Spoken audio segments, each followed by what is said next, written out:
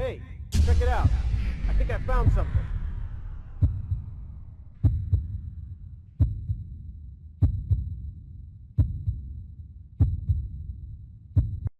Before we got in here, we had the video feed up and he got attacked by some zombies.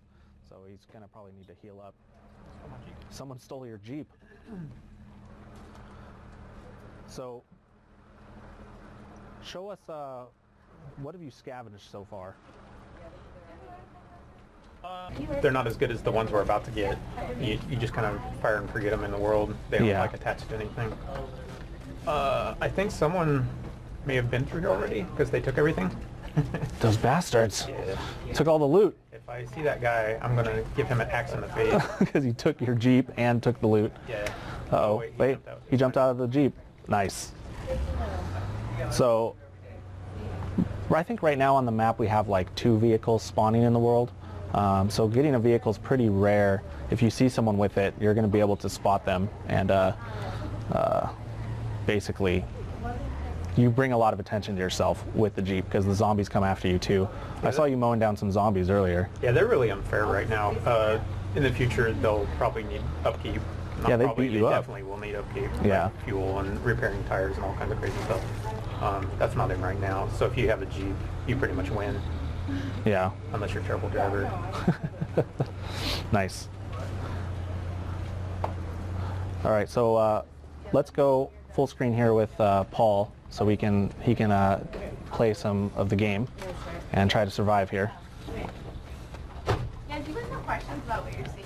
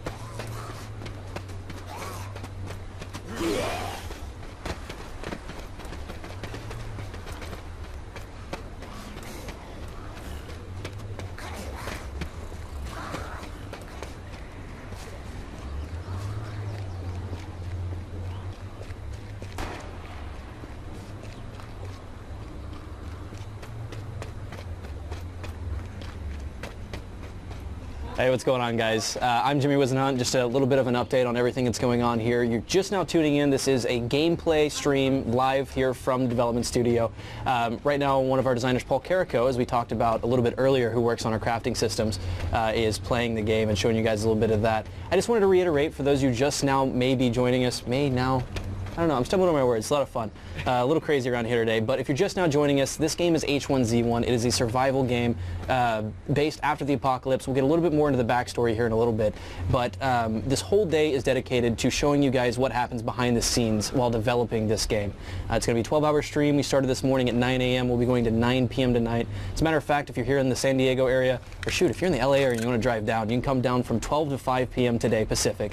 More than welcome to do that. We have some great activities for you guys to set up, and I believe there'll be some people already on the way here. I'm taking a look at chat while we run through.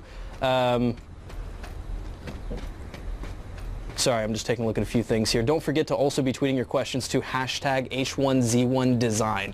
We'll be looking at those throughout the day. The feature we picked today was, we essentially put up to Reddit for a vote, what you guys would like to see us try to implement into the game, and there were a lot of good ideas out there, and the one we ended up choosing from those, because there's a lot of really hot debate over that, was barricading off buildings. So in our world, you're going to have the ability, after today, we have a couple stretch goals we're going for as well, but what we're really shooting for is to be able to take the environment, take some wood from there, some metal or whatever you can find, craft it together, be able to shut down the windows, and make sure zombies, wow, he just got wrecked. Who was that? Who killed you? Rakowski's fired. He's fired apparently, so that's how that happens. But yeah. Once again, the beauty of game development, guys, you're going to see behind the scenes throughout this day, and we'll have a few. Go ahead, said as he's going to be working on that system, they could work together. They're going to be synergistic. I have a feeling if you leave one thing open for someone to be able to get through or easy to break down, there might be a trap on that other side. It is something we're working towards having. Any other exciting general trending ones out there? Will players be able to create doors? Doors, yes. That's something that we talked about. Oh, I'm sorry. I'm not repeating the question. He's not mic'd up here. The first question was, will there be trap functionality with the barricades? They are separate features, but we do plan on both there. As far as the doors go, someone had asked, will players be able to create doors? Yes. Some of the buildings right now, we're working towards having buildings and all those that will be functional, be able to get in and out of buildings. But beyond that, for player-created things, you will be able to create doors, yes. Can they be personalized? Flags, lights, colors? That's something that we'd really have to have a discussion about. We've talked about it a little bit, but I'm not ready to be like, yeah. Is Carrico mic'd up over there, by the way? I'm gonna chop down a tree. Is that all right? It's not, okay. He's not. Yeah, it's okay to chop down a tree, man. Come on now. And we talked about it a little bit earlier, if you missed it, with Paul Ballon, one of our engineers here. He was currently working a lot with our speed tree system, how we're placing these, as well as how they're going to be destructible. Right now, you see that he just hit it with an axe.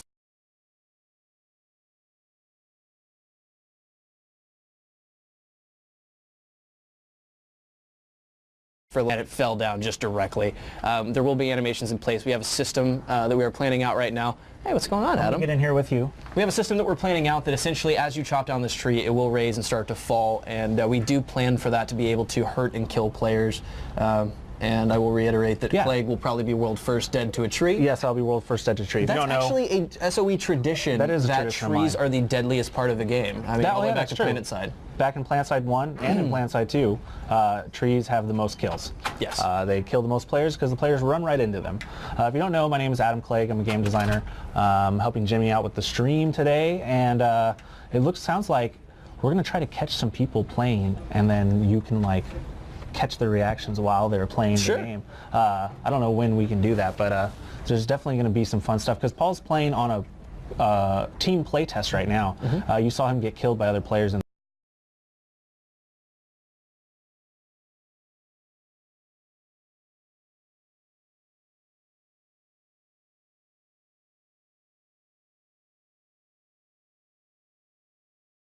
the game. Who I don't think that person really found that assault rifle. Yeah, AR-15 in the console somewhere? Yeah, somewhere there. So these are the things we have to deal with during team play test. After he respawned.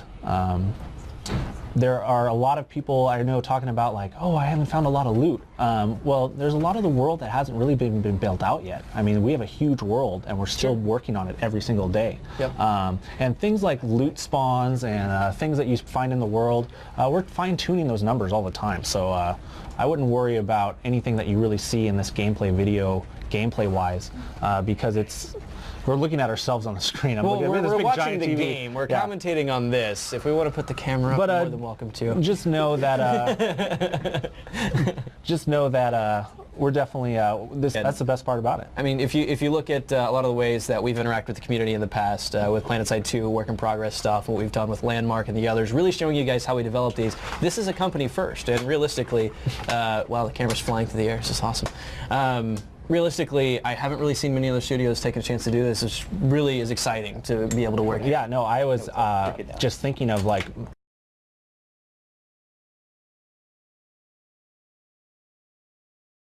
childhood me. If I was looking at the stream, looking at every Childhood Clegg. Childhood Clegg. I What know, was it's kind childhood of scary. Clegg like? What was your favorite Kind of candy? like Kyle. We talked a little bit how we're dealing with this AI in our plays and how they'll interact with players in the world. We do have a circle of life in place. It's constantly being tuned. The behaviors of all these are being tuned. A lot of it, we're very much focused on having emergent like AI, where they will be able to make decisions based off their surroundings. So if there's a player involved, they are hungry, they desperately need something, and there's a dead body, one of your you could, I didn't think about this, but you could shoot your friend. I could shoot Clegg in the leg if we're playing together. Clegg in the leg. Clegg in nice. the leg. Shoot him right in the kneecap, and end up just finishing him off. So the zombies then go eat his corpse, and I can try to get away. And then you could come back to my corpse and then loot me. Yes. You know. And this sounds like a very advantageous situation. That's pretty awesome. The problem with that is now I'm a man down, and there are a lot of zombies in this game. But I'm that kind of guy that doesn't think about it. I probably should, because I would get screwed in this. So, Paul, you laid that trap down. Are you waiting? Is that a trap that can like trap a zombie? No, it's a rabbit trap. A rabbit trap. Okay, so you can come back there and get food from it. Yeah, if you get stranded out in the woods and you're desperate, you can build these little rabbit traps. So he's saying if you get desperate out in the woods, you can put these little rabbit traps and then come back to them and they'll have food. Yeah. And just one of the things that you can craft in the game. And Oh, it actually caught one. oh, there you go. Pretend a rabbit ran in there. There you go. You got some food. But we will have wildlife in the game that simulates that, like a rabbit or wolf, a deer, you know, whatever else we've been talking about wanting in the game. What would you guys want to see in the game for wildlife? Yeah, once again, hashtag H1Z1 design. Make sure you're tweeting your questions, suggestions, and everything else on there, whether it's regarding this particular feature or general gameplay questions. Today we're going to try to stick to a lot of what we're working on for this feature. It is the, I guess, topic of the day. Nice. So here in a little bit we'll have a progress report after this playtest. That's the most badass way to light a campfire, by the way, is to just take a torch that's on fire. Well, it's not even and just, like smack it and then it just lights on fire. Right, it's not even like you just hold it he to it. got attention of the zombies. Man, this is... Paul, you need to make a friend. You need like a dude to... You need an ally. I tried to make one of them earlier and he shot me. Oh, yeah, So, that's true. He tried to make one earlier. I'm paying attention to chat. You asked the question, what would they like to see as far as they want to see Godzilla, pandas, ants, bears, birds, Wow. Sharknadoes, Bigfoot, flying unicorns, Dude, I dinosaurs, love all these ideas. and giraffes. I think I covered it all. Flying unicorns, Godzilla, Sharknado. This is... So... Sorry, I'm still reading. Go ahead. So I'm just talking about the big part of the game. Like, I know we try to focus on the zombies here, but a big part of the game is also survival and in the wilderness, being able to live in the forest with your wildlife, you know, getting logs to craft, building your shed up, you know, basically just surviving is also a huge part. Yeah, I mean, it's the biggest part of the game, realistically. I mean, hunting is going to be a thing in our game. That is how you're going to have to make your way around the world and be able to survive. It's not always going to be about just finding a can of food or just going out and finding, you know, things in a house. Like, you are going to have to scavenge your way around occasionally. Yeah, for sure. And as you see, Paul gets a vehicle, which isn't a big deal. I mean, he has to go pretty far into the world. Like I said, we've only mainly put major roadways down, the trees, a few camps here and there, but we still have a lot of major POIs to flesh out in the game, and a lot of just little mini camps and stuff. So rather than having him run around forever, it's easy for him to just get in a vehicle to show you some more of the world. Sure. But imagine as you're going through here, seeing like a gas station's pit stop on the right, maybe a motel, maybe a fast food joint, and then you roll up to another mini town. You know, this is all the things that we need to put into the game along the roads, as well as you can see this wildlife going on the sides here. He just killed a wolf. That was awesome. I'm not going to help him. He said he's not going to help him in his book. But just understand now that it's definitely going to, as the game progresses, you're going to see the world get built up more and more. So, for sure. A lot of people in here asking about different gameplay styles and how we'll be supporting those. Realistically, once again, guys, this is a hardcore game. This is what this is about. This is a survival game, just like the others you've seen. You know, the guys that really inspired us to help make this game. And we have had the talks about having the different rule sets of servers. The exact options there have not been fleshed out as of yet, but there are possibilities there for us to support different types of modes. Yeah, for sure. And that's something that I was really excited about, honestly, as a player, because I have very different play styles. I personally, this is just my personal opinion, like to play in first person. I don't really like to play in third person. I don't know if that's because I have a first person shooter background and I don't like getting killed from people that can see me.